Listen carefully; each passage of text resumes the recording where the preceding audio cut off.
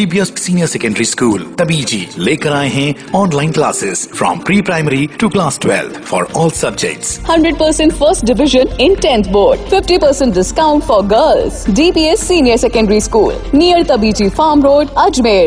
अजमेर उत्तर से विधायक और पूर्व शिक्षा राज्य मंत्री वासुदेव देवनानी ने इमरजेंसी के 45 साल बाद कांग्रेस पर हमला बोलते हुए बड़े आरोप लगाए हैं. उन्होंने बताया कि आज ही के दिन कांग्रेस ने देश में आपातकाल लगाया था, जिसके कारण लोगों को कई परेशानियां झेलनी पड़ी और संविधान की धज्जियां उड़ाते हुए इंदिरा गांधी को प्रधानमंत्री बनाया गया था. ऐसी कांग्रेस भारतीय जनता पार्टी पर आरोप लगा रही है, जो कि निराधार है. ऐसी पार्टी को संविधान बचाने की बात करने का कोई अधिकार नहीं है. देश के प्रधानमंत्री नरेंद्र मोदी देश को अग्रणी बनाने के लिए हर संभव प्रयास कर रहे हैं और लोगों में राष्ट्रीयता की भावना पैदा की जा रही है. आज से 45 वर्ष पूर्व कांग्रेस ने अपनी सत्ता बचाने के लिए इस संविधान को कुचलकर अपनी कुटिल षड्यंत्र रचा था. इंदिरा गांधी का चुनाव अवैध घोषित हुआ. उसको उन्होंने सारी संविधान की मर्यादाओं को लांघ करके अपनी सत्ता पे काबिज बने रहने के लिए, जहाँ एक और मीडिया की ज़बान बंद कर दी थी और न्यायपालिका को भी उन्होंने एक पूरे अधिकार छीन करके निहत्था बना दिया था, और संविधान की जिसकी दुहाई कांग्रेस देती आई है, उन्होंने उसकी छलनी कर प्रजातंत्र का गला घोंट दिया. उस कांग्रेस को संविधान की रक्षा की बात करना का कोई हक नहीं है. वर्तमान में बार बार जो माननीय मोदी जी के ऊपर प्रश्न उठाते हैं, तो स्वयं अपने आईने में देखें कि उन्होंने आखिर क्या किया. केवल राजनीतिक स्वार्थ पूर्ति हेतु वो संविधान की चर्चा करते रहते हैं और कुर्सी बचाने के लिए संविधान की धज्जियां उड़ाते रहें. ऐसे आज के दिन उन्होंने इस प्रकार की रचना की थी.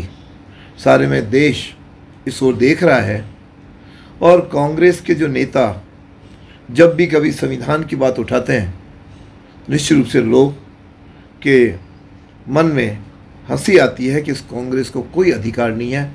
इस प्रकार कांग्रेस को सर्वप्रथम अपने गिरेबान में देखना चाहिए. इस मौके पर उन्होंने कांग्रेस को भारत चीन विवाद में भी घेरने का प्रयास किया. इस विवाद की जड़ कांग्रेस पार्टी को ही बताया. उन्होंने आरोप लगाया कि कांग्रेस और चीन की सरकार के बीच गुप्त समझौता हुआ है, जिसके चलते चीन से राजीव गांधी फाउंडेशन को 90 लाख रुपए की राशि मिल रही है और राहुल गांधी चोरी छिपे चीनी दूतावास से मुलाकात करते हैं. इसके साथ ही चीन की सरकार के साथ MOU भी किया गया है. इसके पीछे क्या राज है? उन्होंने आरोप लगाया कि कांग्रेस के पदाधिकारी चीन की भाषा बोल रहे हैं और उनकी खिलाफत करने के बजाय अपनी ही सरकार और सेना पर प्रश्न खड़े किए जा रहे हैं, जो कि निंदनीय है. आपके माध्यम से कांग्रेस चीन के साथ अपने संबंधों को स्पष्ट करे.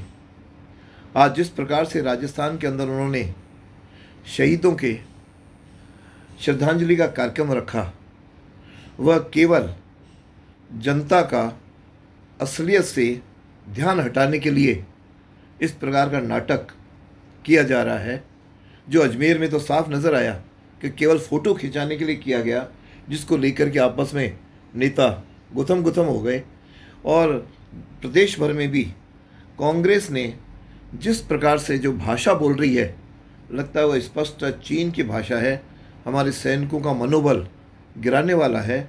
चाहे वो राहुल गांधी जी बोलें, चाहे प्रियंका गांधी बोलें, चाहे सोनिया गांधी बोलें, क्योंकि वो स्पष्ट करें कि कांग्रेस के को जो राजीव गांधी फाउंडेशन में, जिसमें ये तीनों नेता उसके सदस्य हैं, उनको 90 लाख डॉलर क्यों मिले, किस कारण मिले. और दूसरा, इन्होंने 2008 के अंदर चीन की कम्युनिस्ट पार्टी के साथ एक MOU किया. आज तक दो देशों में तो MOU होता आया था, लेकिन कभी पार्टियों के अंदर MOU नहीं हुआ.